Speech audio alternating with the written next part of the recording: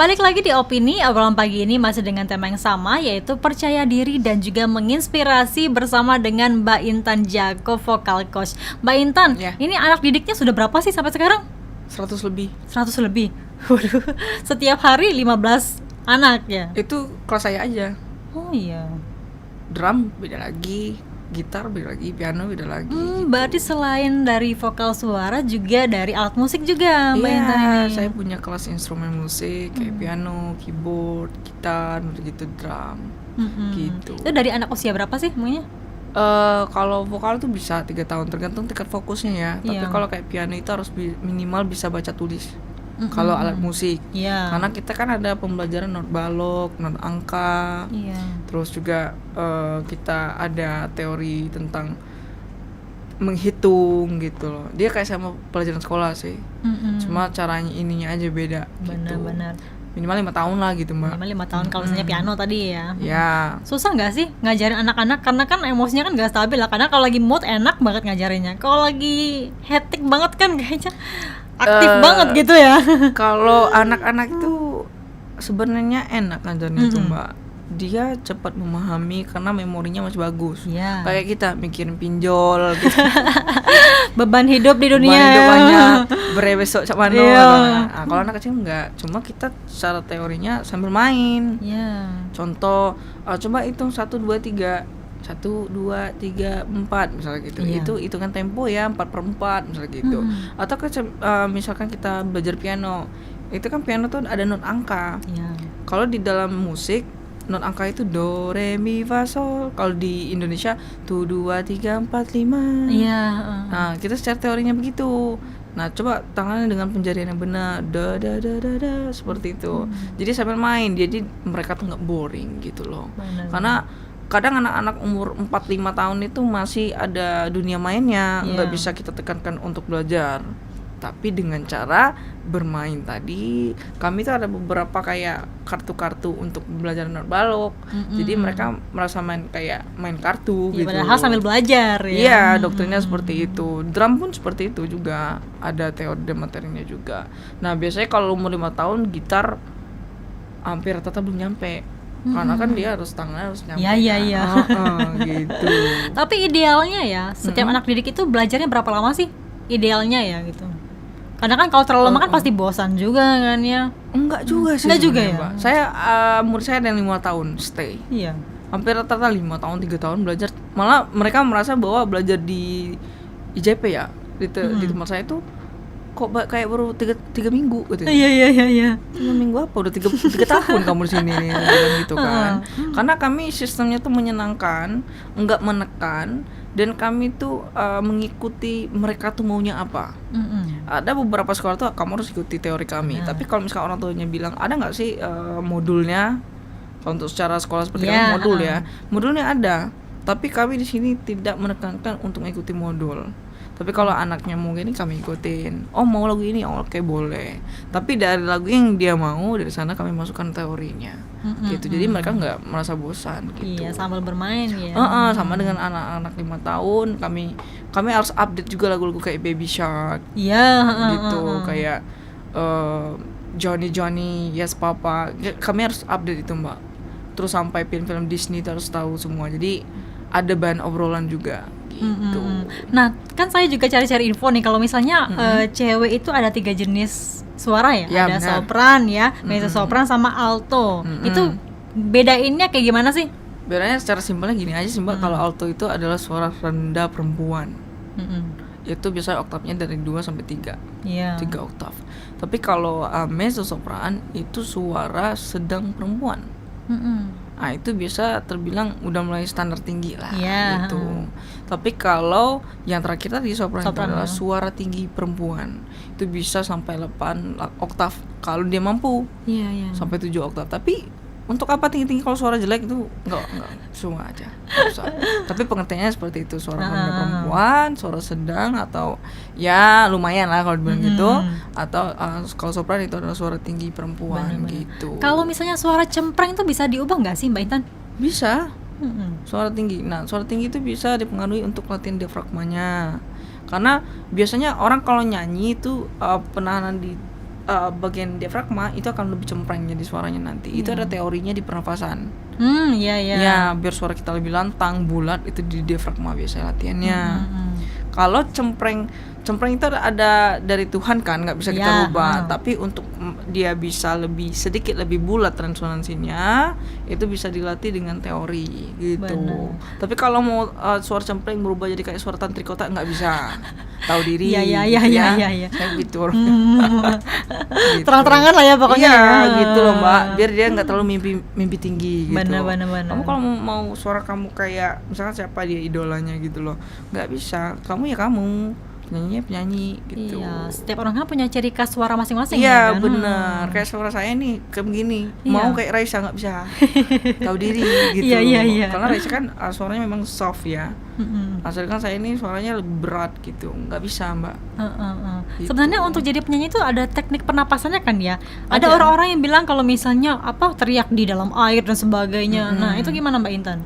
Itu kan di zaman dulu, waktu tahun-tahun dulu itu untuk secara teori kan kita Indonesia ini terlambat berpuluh-puluh tahun gitu Mbak. Kalau untuk sekarang kan sudah ada namanya teori-teori yang tekniknya sudah kekinian. Tidak perlu kita harus teriak di pantai gitu.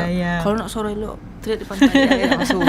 Sebenarnya enggak begitu juga sih sebenarnya Mbak. Untuk latihan power itu ada tekniknya. Pernafasan itu ada tekniknya. Teorinya pun ada. Secara teori ininya dari mana, generator, resonator, vibrator itu semuanya ada.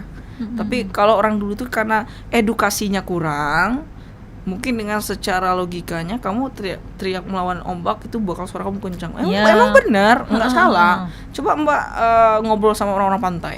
Harus teriak kencang kan? Iya. Nah, karena itu mungkin teorinya di sana. Tetapi itu tidak menjamin kalau dibilang itu benar-benar bisa bagus gitu. Karena kan harus sesuai dengan latihan dengan solmisasinya biar bareng gitu loh Mbak. Benar-benar iya. Emang sedetail itu ya sebenarnya ya. Banyak sebenarnya banget ya. Sebenarnya ya mungkin saya kan nggak buka aja teorinya gini kan. Iya. Gitu. Makanya dulu saya pikir kok suara Mariah Carey itu sampai tua kayak gitu-gitu aja ya. Iya. Atau Celine Dion aja. Dia konser masih stabil loh selama 2 jam Mbak nyanyi tinggi-tinggi. Tapi kita tidak berpikir di belakang itu kok dia ngapain ya? Nggak mungkin dari Tuhan aja Mbak. Kira-kira kita beli pisau aja mau tajam kalau nggak diasah kan bakal berkarat atau ini kan tumpul. Nah kita nggak mikir sana. Kita bisa nyanyi dikit masuk TV gitu, jago. Enggak begitu konsepnya gitu kan. Ada perjuangan.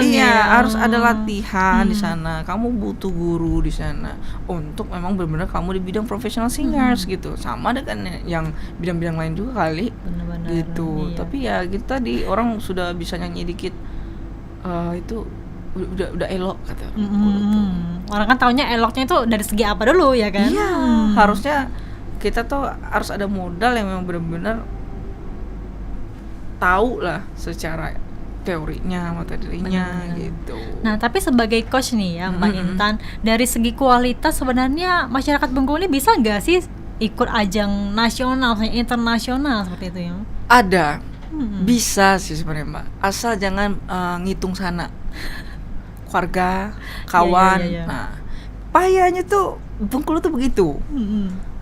Sana terkadang tidak ada bakat, suara ida elok jadi menang. Nah, itu Bengkulu banget lah. Iya. Itu jangan lagi seperti itu karena kasihan orang-orang yang benar-benar punya bakat gitu kan tertunda jadi nggak mau lagi ikut. Jadi kita untuk menemukan bakat yang bagus di Bengkulu itu sulit. Tapi ketika saya bukan berarti saya promosi kursus itu bukan ya. Pas saya ketemu anak bocil tuh 5-6 tahun itu jago main keyboard itu atau nyanyinya bagus, keren. Saya pikir, lah Bengkulu ini berarti banyak loh bahan-bahan bagus. Enggak kayak di luar-luar aja. Jadi saya tes anak murid saya ikut piano se-Indonesia. Bengkulu masuk 5 besar. Nah, ada peluang berarti kan ya? Umur 6 tahun loh kami masukkan tuh. Saya pikir, berarti Bengkulu ini loh. Anak saya yang vokal itu masuk the best register se-Indonesia. Saya pikir Bengkulu ini ada peluang, cuma wadahnya nggak ada. Pertama kalau ikut lomba Sanak dulu yang menang, ini tidak bisa kayak gitu, nggak maju Bengkulu nanti. Setiap perwakilan yang mau ke ajang-ajang besar, orang-orang yang kenal. Iya. Nah jadi untuk orang yang memang benar-benar bagus itu, berhentilah ikut. Paling itu lagi menang. Mindsetnya udah ke sana, akhirnya nggak mau. Dia udah down dong. Deh lah. Kalau itu lagi yang menang. Nah seperti itu. Kita kurang fairnya di sana gitu loh. Untuk yang memang benar-benar sudah siap atau berbakat atau menjual atau memang jago, bakal nggak mau mbak. Gitu. Karena ada yang menahan gitu loh. Jadi yang nyonyo aja. Kadang kamu bosan, ngapa ikut terus ini? Udah ada orang lain. Iya. Sampai kayak gitu ya orang-orang masih bilang ya. Orang sampai udah kenal mungkin ya, karena orang-orang itu aja nyanyi. Ya makanya, gitu kan. Udahlah ikut lagi menang, untuk setelah ikut lagi gitu loh. Makanya beberapa ketika saya ditawari juri, Mbak tolong ini nggak bisa, balik. Saya nggak mau. Saya dengar dia nyanyi kan. Iya. Enggak ini cara lama, ini nggak bagus. Tapi tolong nggak bisa. Cari juri lain, saya nggak mau gitu. Saya mau cari orang baru, bener-bener yang Bengkulu tuh elo kalau kata orang tuh. Cuma itu tadi lah mbak, apa ya kita ngomong itu. Tolonglah oknum ya, tolong berpikir dikit. Jangan sanak kawajo. Ada nggak sih mbak yang orang tuanya ya datangkan ke mbak ya sebagai coach gitu kan, pengen anaknya jadi penyanyi padahal nggak ada bakatnya di sana gitu? Saya langsung bilang aja, saya tuh kalau mau sebelum masuk kelas saya nyanyi dulu. Nyanyi, nggak ada bakat di tante, suruh aja ke musik dulu, saya bilang gitu. Karena musik bisa membantu untuk secara tingkat falsnya. Ini nggak ada bakat sama sekali, tapi tante saya ini mau anak saya percaya diri. Loh, percaya diri memang harus dinyanyi aja. Coba dia ke musik dulu, saya bilang gitu. Tapi kalau ada beberapa orang tua tuh, dia ini anaknya introvert yang sudah pergi ke psikolog dan psikiater, di rumah tuh nggak mau ngomong. Jadi vokal itu bukan hanya pembelajar nyanyi ya, tapi public speaking. Jadi di sana saya bukan hanya belajar nyanyi aja, tapi belajar untuk dia bisa speak up. Ngomongnya masih cadel. Jadi latihan vokalnya itu untuk melatih itu. Ada juga. Waduh. Karena orang tuanya bilang, saya tidak menuntut anak saya tuh untuk jadi penyanyi mbak, tapi saya pengen dia ini nyanyi, ngomongnya lurus. Dia mau ngomong di sekolah, di rumah aja ngomong cuma kayak gini aja. Pertama kali dia ketemu saya tuh begitu ngomongnya. Iya. Kamu mau suka nyanyi gitu aja. Ada juga yang seperti itu. Tapi kalau kadang orang tuanya pede banget kan, anaknya ini suara anak saya ini nyanyi, coba dulu nyanyi bu, anaknya bu nyanyi kan, enggak, jelek banget suaranya bu, pulang aja. Terang-terangan pokoknya ya. Saya kan orangnya to the point gitu. Jangan daripada sifatnya memaksa kan ya. Iya, anak ibu ini bakatnya nggak di sana, saya bilang gitu. Coba kamu selain itu bisanya apa? Dia gambar, misalkan. Kamu ini ada bakatnya di gambar, bukan di nyanyi. Ibu daripada buang duit ke saya gitu kan, hasilnya nggak ada gitu loh. Ada, hasilnya paling tipis gitu. Kalau dia mau berharap seperti Agnes Monica atau mereka itu nggak mungkin bu. Menduakan Tuhan berarti kan, berdoso ibu nanti bilang gitu. Daripada kita ini berdusta gitu, ini kayaknya lesnya digambar aja, saya bilang gitu. Kalau dinyanyi enggak. Iya. Tapi kadang orang tua ini memaksakan anaknya banyak tuntutannya kan sama orang tua. Iya, saya maunya dia ini di musik. Ya nggak bisa bu. Ya udah, kalau memang ibu memaksakan, coba kita tes dulu di misalkan piano misalnya gitu. Progresnya tuh jauh banget. Harusnya progresnya bagus ya. Kalau ini enggak, kayak ombak gitu, bergelombang. Berarti Iya. Maaf banget ibu, saya nggak mau orang yang sekolah di tempat saya ini nggak ada hasil, saya nggak mau. Benar, banget juga pilih-pilih. Sebenarnya pilih-pilih lebih kebaikan ya kan? Demi kebaikan, bukan berarti saya itu jahat. Saya ini bukan pembisnis yang gila duit. Benar. Saya ini seniman yang tidak bisa diukur dengan duit. Benar banget. Gitu loh. Kan kalau orang kan bisa amatilah kau, kau masuk mau dapat duit. Saya nggak mau mbak. Saya maunya yang masuk di IJB itu berkualitas semua. Benar. Gitu. Melahirkan seseorang yang profesional di bidangnya gitu kan. Biar ada pengganti generasi gitu loh. Oke, baiklah, kita dulu, nanti kita bahas lagi ya terkait dengan tema kita, yaitu percaya diri dan juga menginspirasi. Pemirsa, kami akan kembali setelah jeda pariwara berikut ini.